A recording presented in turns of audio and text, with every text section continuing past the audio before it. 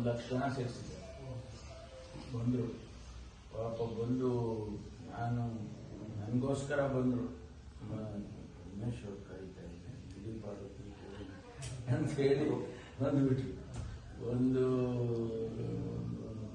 3 hours ಇತ್ತು ಪ್ರೋಗ್ರಾಮಿಗೆ, 1 hour ಇದ್ರು. ಆಮೇಲೆ ನಮ್ಮ ಕಾಲೇಜ್ ಹತ್ರ ಕರ್ಕೊಂಡು ಹೋಗಿ ಅಲ್ಲಿ ಲಂಚ್ ಎಲ್ಲ ಮಾಡಿಸಿ, ಡಿನ್ನರ್ ಎಲ್ಲ ತಿಂದು ಎಲ್ಲ ಭಾಳ ಜನ ಬಂದಿದ್ದು.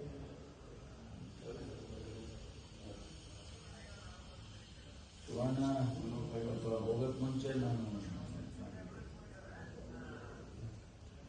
ಅದರ ಫೇಮಸ್ ಆಗಬೇಕು.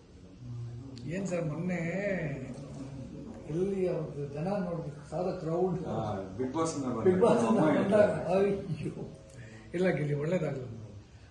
ಅಂದರೆ it is your innocence, hard work ಚೆನ್ನಾಗಿ ಒಳ್ಳೇದು. ಆರ್ಡ್ನೆಸ್ ಸಿಂಪ್ಲಿಸಿಟಿ ಭಾಳ ಇದು ಮಾಡುತ್ತೆ ಜೀವನದಲ್ಲಿ. ಜನ ಅದನ್ನೇ ಇಷ್ಟಪಡ್ತಾರೆ. ತೋರಿಕೆ ಗ್ಲಾಮರ್ ವರ್ಲ್ಡ್, ಎಂಟರ್ಟೈನ್ಮೆಂಟ್ ವರ್ಲ್ಡ್, ಅದೊಂದು ಲೈನೇ ಬೇರೆ, ಇದು ಬೇರೆ. ಚೆನ್ನಾಗಿದೆ.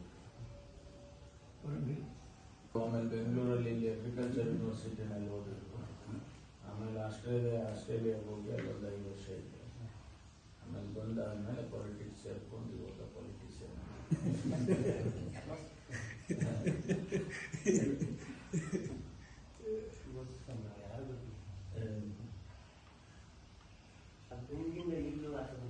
ಹೌದಾ? 100-115 ದಿನ ಒಂದೇ ಮನೆಯಲ್ಲಿ ಅಷ್ಟು ಜನಕ್ಕೆ ಬರೀ ಒಂದು 15-20 ಜನ ಜೊತೆ ಕಮ್ಯುನಿಟಿ ಒಂದೇ ಮನೇಲಿ ಇರ್ತದೆ. ಸಡನ್ ಆಗಿ ಬಂದ್ಬಿಟ್ಟು ಅಷ್ಟು ಜನ ಅಷ್ಟು ಕ್ರೌಡ್ ನೋಡೋದಾಗ